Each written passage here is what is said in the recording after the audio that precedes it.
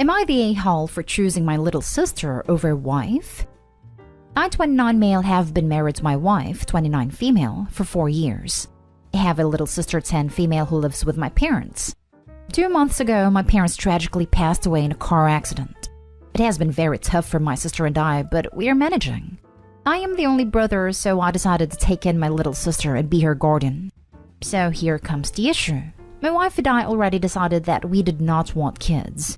When I told her, she refused and said she did not sign up to be a parent, and we had already decided that.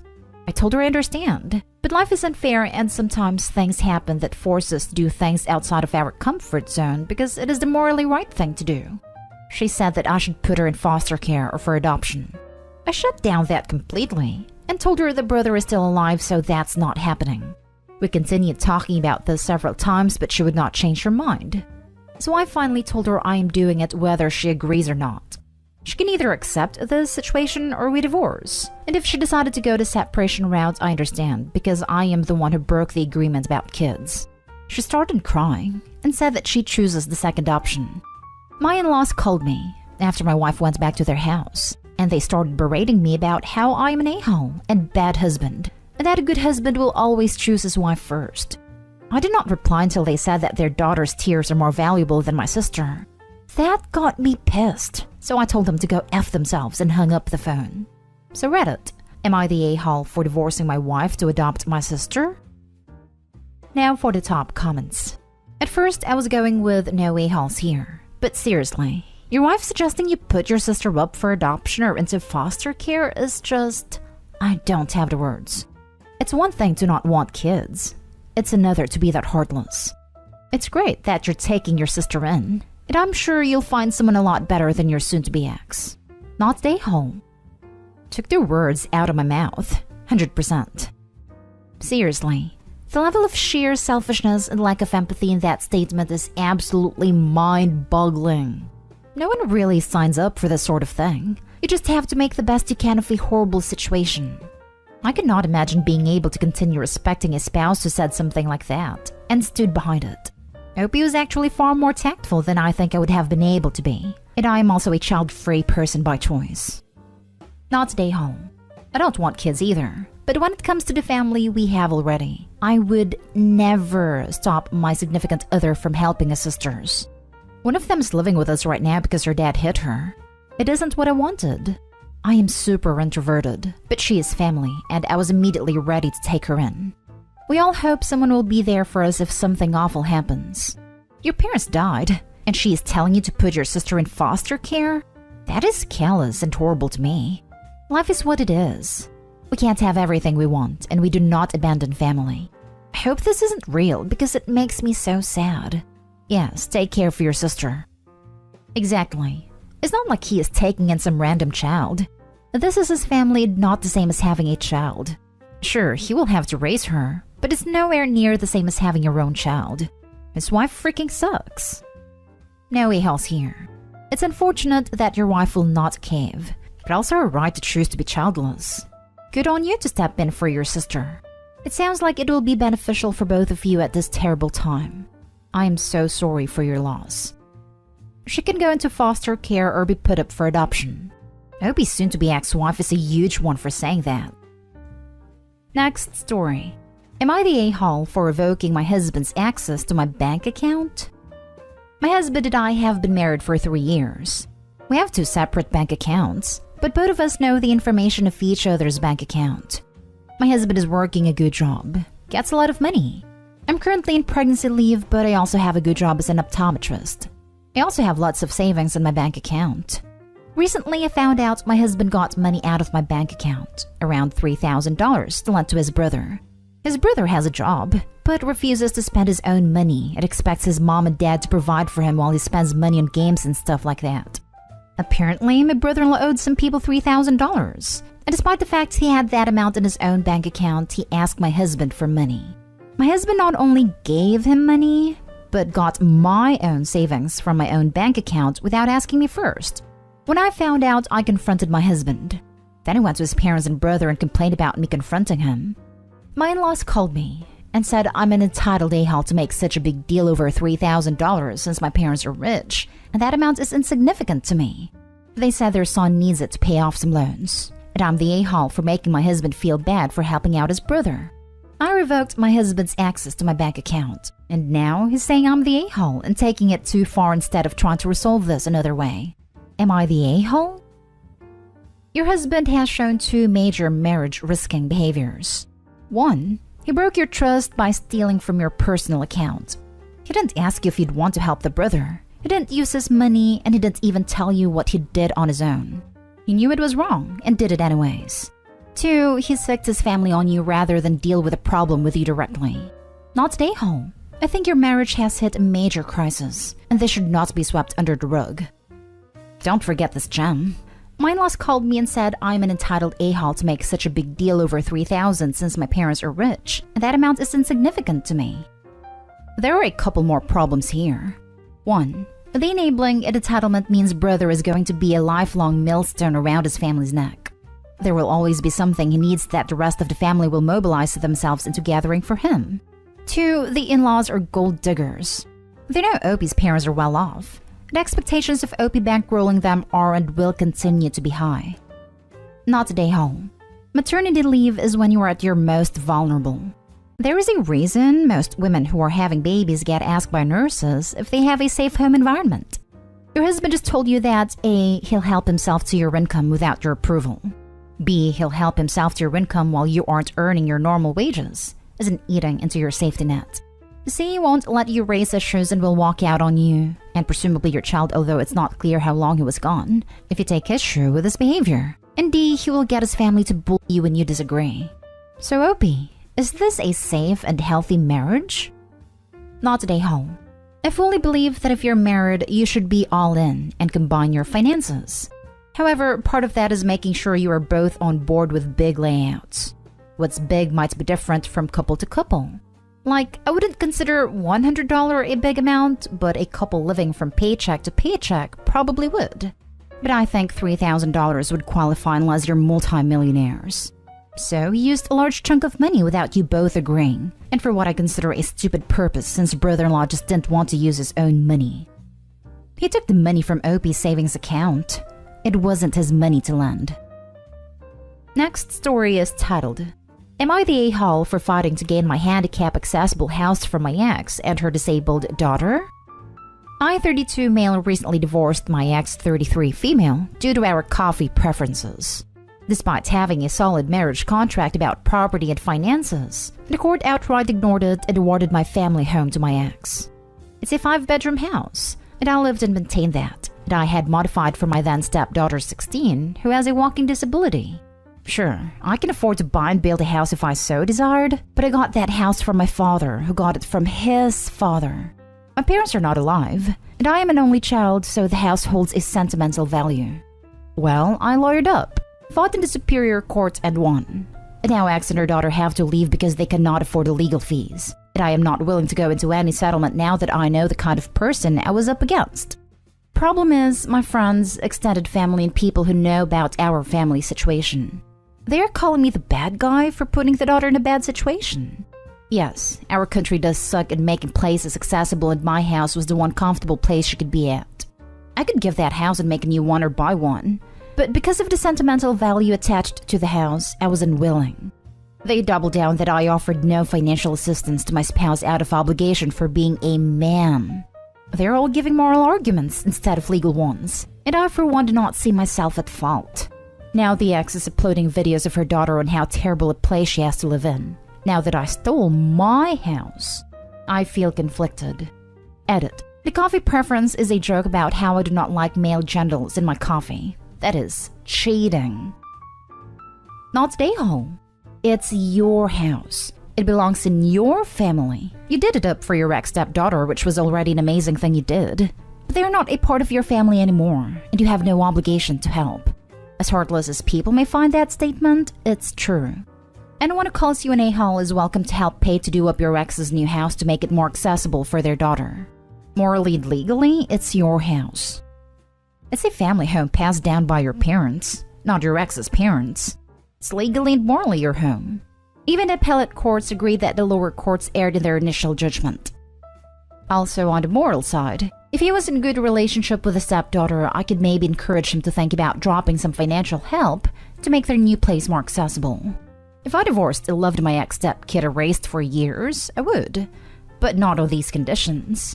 The ex-stepdaughter sided with her mother to try and steal his house. She is participating in the online slandering.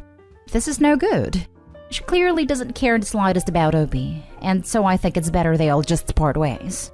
I know children can be swayed by their parents, but she is old enough to have a sense of right and wrong.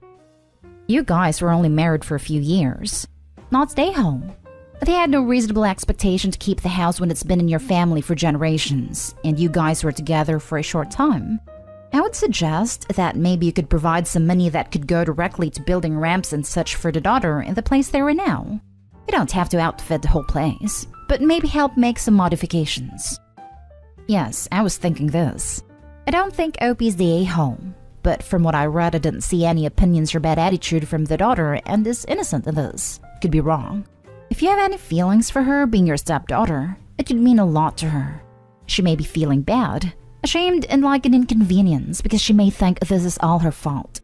Her disability is causing what is probably a nightmare for her. It's you. It's totally you.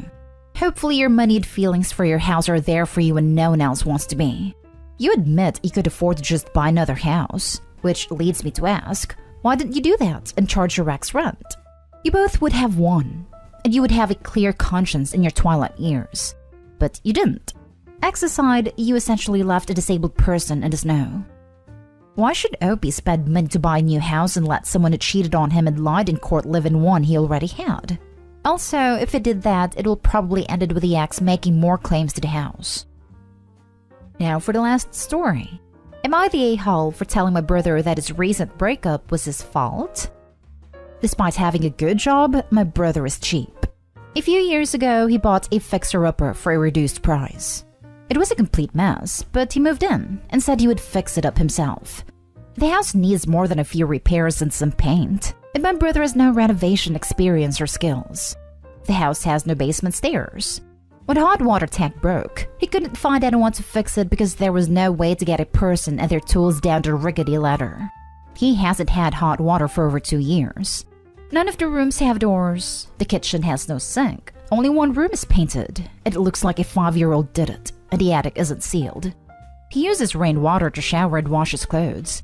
He has an outhouse in his yard. The house has a functional shower and toilet, but even if he had hot water, he doesn't want to run up his bill. He reuses floss and whatever food he doesn't grow himself. He gets from dumpsters outside restaurants or from the dollar store when it's close to expired. His wardrobe is falling apart because he won't buy new clothing.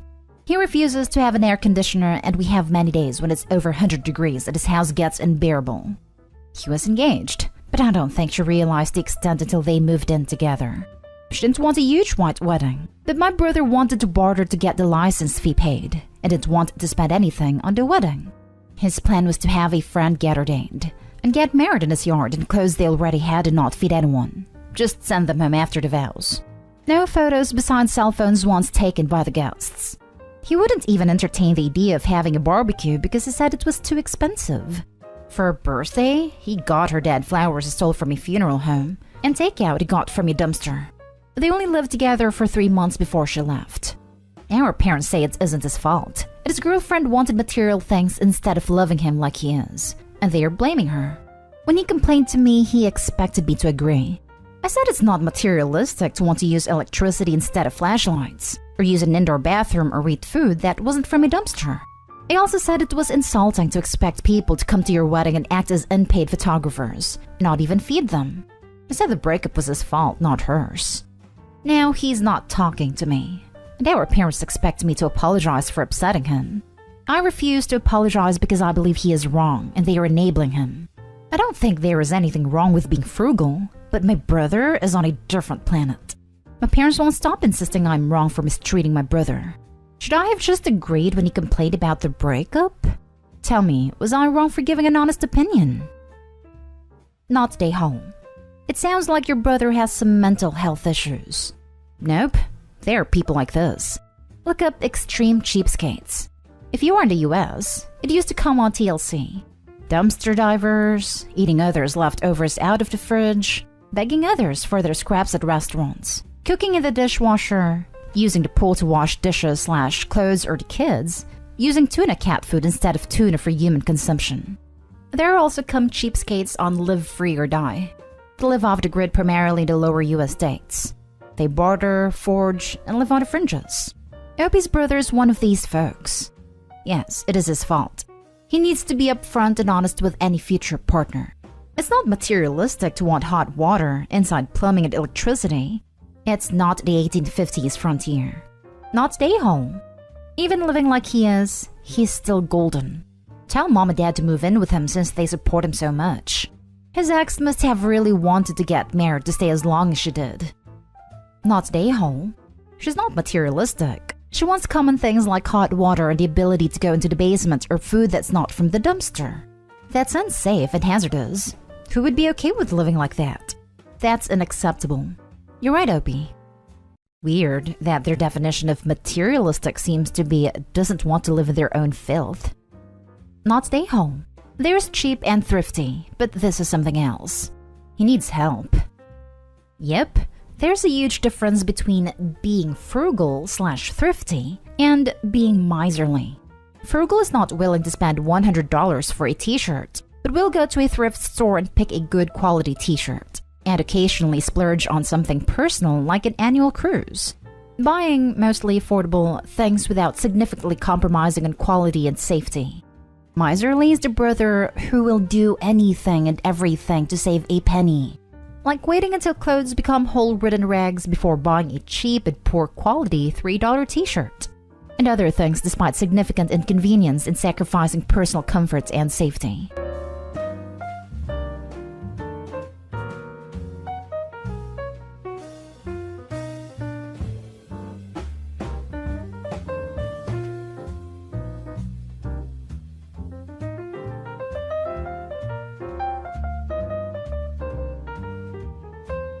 Update. Am I the a-hole for kicking my fiancé out after joking he got me pregnant on purpose? Original post. I, 27 female, have been with my fiancé, 26 male, for 3 years. We met while I was on holiday, and a few weeks later, he followed me on Instagram and the rest is history. We got engaged last year, and a month later, I found out I was pregnant. We now have a beautiful 6-month-old. We hosted Thanksgiving this year, and my fiancé was drinking quite heavily. After dinner, my mom and I were talking about the wedding, which my parents were paying for, and I overheard my fiancé telling my brother, who was just as drunk as him, that he needed to tie me down and get me pregnant, before I realized what a D-head he was. They laughed it off, but it rubbed me the wrong way because our baby was not planned. I wasn't ready for a child, and we were using condoms. But after a few instances where a condom broke, I decided it would be safer to get on birth control. The first month on BC, I got pregnant. We were told that could happen and he said he would pull out to be safe, but I still got pregnant. I was scared, but I personally didn't want to get an abortion. I 100% believe in the right to get one. I just didn't want one, so I decided to keep the baby. I work for my dad's company and my fiancé works at a country club. Money wasn't the reason I didn't want a baby. I just wanted to do more before starting a family. I spoke to my fiancé about what he said, and at first he claimed he didn't remember saying it, understandable because of how drunk he was. Then he said it was just a joke and was meant as a compliment because I'm so amazing. So I said, okay, good, because we're getting a prenup. I was joking, but I also wanted to see his reaction. He was pissed. He said, why the heck would I sign a prenup? We have a baby together, a house together, and insisted he wouldn't sign one. He argued that we wouldn't need one because we're never separating, and claimed that even mentioning a prenup was insulting and emasculating. I didn't feel threatened, but he made me uncomfortable and he woke our baby up. So I told him to leave, which he did. The day after I kicked him out, he sent me a long, apologetic message saying it was out of character for him to get loud. Which is true, he's never acted like that before. I replied, thanking him for the apology, but said I needed a day or two to think everything through. The next day, he sent a bouquet to the apartment. On Sunday, he sent me a booking confirmation for a massage at the club and offered to come over to watch our son and cook dinner. Tonight, he messaged me saying I'm being an a-hole and taking a meaningless joke to heart. He also said he's wasting money on a hotel that he could be saving for the wedding. Now, things that went over my head before are starting to seem suspicious. But breaking up my family over this doesn't feel right. Am I overthinking this or being an a-hole? Edit. A lot of people were asking for context. When I said I wanted a prenup, I wasn't being serious. Maybe I was being an a-hole trying to get a reaction, but based on our 3 years together, I never imagined he'd react the way he did. Why did the joke bother me so much? About a year ago, he lost his job. He was never clear on why, and for the next 3 to 4 months, he didn't do much. He said he was trying to figure out what he wanted to do next. That was the first time he brought up having kids, saying he was ready. I had a candid conversation with him explaining that I wanted kids, but not anytime soon. I enjoy my job, I had trips planned, and I wanted to be married first. He agreed we should wait 3 to 4 years. My dad's company got a contract at a club, which is how he got his job there. But during the time he was out of work, my friends joked that he was a stay-at-home boyfriend and that I was the provider and he'd be a stay-at-home dad. At the time, it didn't bother me. I used to live there by myself before we got together, so it wasn't a big deal. But I guess it was my friends' jokes that first made me question things. About the condoms breaking. I don't know how long they're breaking. A lot of people are saying they've never had that happen. The first time I noticed, it looked like it had split. Then I checked the next time and it was also broken, which is when I decided to get an IUD. He didn't want me to get one, but I stood my ground, and we compromised by having me go on a pill. I know we should have continued using rubbers, but he said he'd run out and insisted I didn't need them because I was on a pill. In hindsight, I should have insisted we still use them, but I chose not to have that battle. I thought we'd be okay. He knew my opinion on abortion and that I wouldn't get one unless it was for a medical reason. Money-wise, my family is successful. I work for my dad's company and I have 2 trust funds, one of which I got at 18. Before I got pregnant, I was planning to start my own house flipping business, but I decided to put that on hold.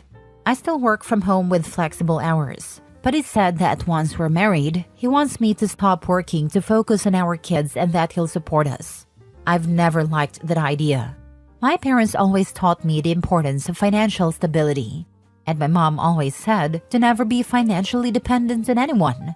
Plus, I'm not sure my fiancé's current salary would cover all our expenses. The only reason I haven't told my dad is because they have a good relationship, and I don't want to blow everything up over what might be an overreaction on my part. Now for the top comments before reading the update. Not the a-hole. He is love bombing you. Make a prenup mandatory along with anger management and couples therapy if you choose to stay with him. Don't add him to any documents. What is yours. Create the trust for your child's inheritance and appoint someone other than him to be in charge of it. Talk to your dad and see what he says. Love bombing and then throws a tantrum when it doesn't work the way he wants. Great advice to protect yourself and your child. If he's going to be with you forever, then what does a prenup matter? I agree with other commenters. Seriously pursuing a prenup, which you 1000% should do anyway, will reveal how much of a joke your ties together really are. Prenups protect both parties. When you talk, I think you should ask him what his real serious issue is with a prenup, especially since it would also protect his assets in case of separation. If you're never going to separate, then why would having one even make a difference to him? He should feel so confident in his ability to love you and make this relationship last that some hypothetical future where you aren't together shouldn't even be a concern. Not the a-hole, and you're not overthinking. The time to talk about finances and your future together is now, not after the wedding. Not the a-hole. It's not about the joke. It's about how it made you feel. His reaction and dismissal of your feelings were concerning. You have every right to take a step back and think things through. Now for the update. I-23 female made a post last week about a joke my fiancé 26 male made at Thanksgiving while drunk. For those who haven't seen my older post, he joked that he got me pregnant to tie me down, and I didn't know what to make of it, so I posted here to get outside opinions. I initially didn't want to talk to my friends or family about it, because they're all quite close to him and I didn't want to make a mountain of a molehill and cause a rift in their relationships. Yesterday, we had a conversation about where I was at. He said he couldn't go back to the hotel because they kicked him out for smoking in the room. He had stopped smoking while I was pregnant but said I was stressing him out. He insisted he had to stay at the apartment. While I was on the phone with one of my friends in the bedroom, he came in, took the phone from me, and told me to come eat. While we were eating, he said he understood what I had said and that things needed to change for us to move forward. He then proceeded to list all the things I needed to do to make things better. His tone throughout the conversation made me uneasy. I texted my dad, saying he was making me uncomfortable when my fiancé wasn't looking. I went to check on the baby, and when I came back, I saw him take my keys out of my purse but didn't say anything. He took my silence as agreement to everything he said and went to bed instead of the couch as we had agreed, like everything was normal. I stayed in the living room and my dad, bless him, drove 6 hours to come get us. My dad arrived at the apartment around 5 a.m. while my fiancé was still sleeping, and we left. My son and I are now at my parents' house. My fiancé has been blowing up my phone since this morning. I sent him a text as we were driving off, saying he wasn't respecting the fact that I needed space and time to figure everything out. I told him he could stay in the apartment and I'd stay at my parents' house. We haven't officially broken up or called the wedding off. My parents, who have paid for the wedding, have said they don't care if I want to cancel it, but I feel bad. I just want to say thank you to everyone who replied to my original post and messaged me privately. I didn't think people would care about me. I feel like every option I have is bad. The thought of being a single mom is scary. If my fiancé's behavior gets worse, that would be awful. If we cancel the wedding and cost my parents thousands of dollars, I'll feel guilty. And if we break up altogether, we just got a house together. We're both on a mortgage, and we have joint accounts. Being without him for good is also scary. He sounds crazy, and not the type of person you'd want to spend your life with. Not the a-hole. What he said was really insensitive. Getting a woman pregnant on purpose, especially when it's not planned, and you made it clear you didn't want that, is a serious matter. I believe you should seek legal advice. Though I'm no expert, you're not the a-hole. You did the right thing. Warm hugs to you. I hope you figure it out. It wasn't a joke. It's what he actually did. He just accidentally said it out loud too early because he thought he had her locked down. Your dad is freaking awesome. He really is. The fact that he jumped in the car immediately to drive 6 hours also shows how much of a douche your fiancé is perceived to be by others. Your dad was probably thinking, finally, the rose-colored glasses have fallen. OP, stay gone. This guy's bad news. He got you pregnant, laid down the law, and hid your car keys. Don't feel bad about your parents losing money over the wedding. From what you've told us about his latest stunt and your friends' commentary about him, trust us, they're pleased as punch that he finally revealed himself to you in terms you can't ignore. I'm guessing you've been biting their tongues, but despite their concerns, chose to respect and support your choices. The money is insignificant compared to the emotional and psychological price you would have paid by staying in this abusive relationship. They said they didn't like how we were getting so serious so fast, or how he moved into my apartment. But then I got pregnant and they didn't want to seem unsupportive. Last story. Am I the a-hole for not letting my daughter's grandparents take her this Christmas? I, 30 female, am the single mother of Clara, 2 female. My pregnancy wasn't planned. I had a no-strings-attached relationship with her father Jack, 30s male, for 7 months when I became unexpectedly pregnant. He lived in another state but visited my city monthly for business, and we hit it off after meeting in a bar. We considered our options regarding the pregnancy, but I decided to keep the baby. Jack wanted to be part of her life, so we planned to raise her together as co-parents, not as a couple. Unfortunately, Jack passed away during my pregnancy. Jack's parents, Linda and James, knew I was pregnant when he passed. We had already done a prenatal paternity test at the time. We are all devastated by his passing, but his parents, understandably, were destroyed. Clara's their first and only grandchild, and they say she became their beacon of light in a dark time. Jack's parents have two other daughters, Ruth, 37 female, and Lily, 27 female. Ruth has been trying to conceive for a long time, and Lily's child-free and single. Jack's entire family lives in another state with the exception of Lily, who lives abroad. They have a family business and strong ties to their hometown, while I have my family and career in my current city where I live with Clara. Since Clara was born, we've had an informal visitation agreement. They usually visit Clara twice a month, with James and Linda being the most frequent visitors, and Ruth occasionally joining them. I genuinely appreciate their presence in Clara's life. A recurring point of contention has been traveling to their state. They have a large family property that has been in their family for over 100 years, and they wanted Clara to experience her heritage. While I understand the importance of this, I have always firmly refused to allow them to travel with Clara without me. I have visited their hometown 3 times with Clara since she was born, but apparently this isn't enough. While our relationship was mostly civil, there were issues with Linda meddling in my parenting. Things became more tense after I started dating Ted, 34 male, a year ago. Ted and I don't live together, but he has a daughter, Marie, 4 female, who lives with him. Linda has expressed disapproval of Ted's constant presence in my house, which is untrue. We see each other 3 to 4 times a week due to our busy schedules. She's also commented on Marie's playdates and sleepovers with Clara, as well as even trivial things like Ted's car parked in front of my house. 2 weeks ago, I emailed Linda, James, and Ruth to invite them for Christmas Eve. Ted and I are hosting a get-together with our families and close friends. I let them know they could also take Clara for lunch on Christmas Day if they preferred. The next day, Linda texted me to say they already had plans to take Clara to their home for Christmas. I told her that was not happening. I didn't hear from her for 2 days, until she called and said she gave me time to cool off and be reasonable. She claimed they had waited long enough to take Clara home for Christmas, and that now that Clara's older, she can travel without me. I told her that wasn't something we had discussed, and that I wouldn't allow them to take my daughter on a trip without talking to me first. Linda argued that this call was discussion. I laughed and told her she was delusional.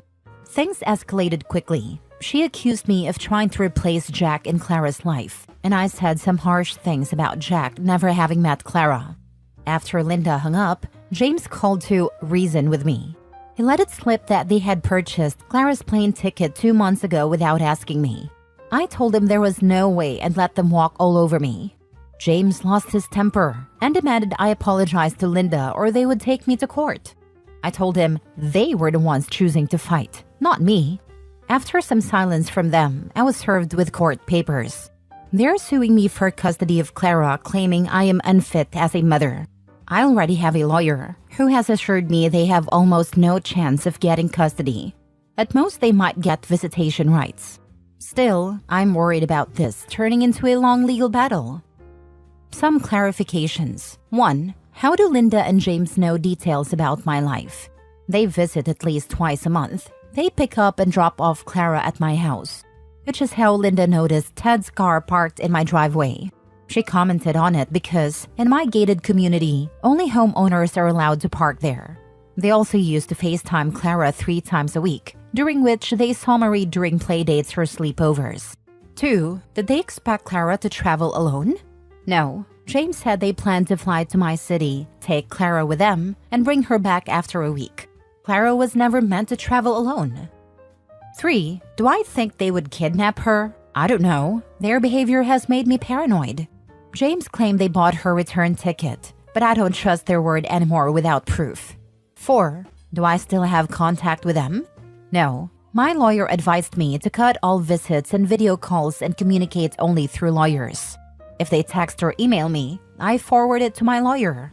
Thank you for your advice and support. Clara and I lived in a very secure community with cameras and armed security. Nobody will take her from me. Now for the top comments. Absolutely not the a-all. Clara's your child. The idea of a 2-year-old traveling without her mother is asinine. You were very kind to encourage their relationship with your daughter. However, they are taking things way too far. They will not get custody. Do not allow them any contact with Clara. They may try to take her. They've made their intentions clear. Any further communication with them will be twisted and used against you. Congratulations on your new relationship. You deserve happiness and peace. Thank you for validating my feelings.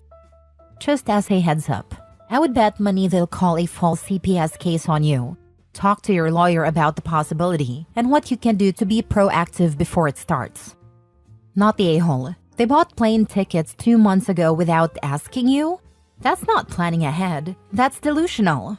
You are Clara's mom, not some vacation rental they can book on Airbnb. Exactly. That's what ticked me off the most. Who does that with someone else's child? They act like Clara's their child, not mine.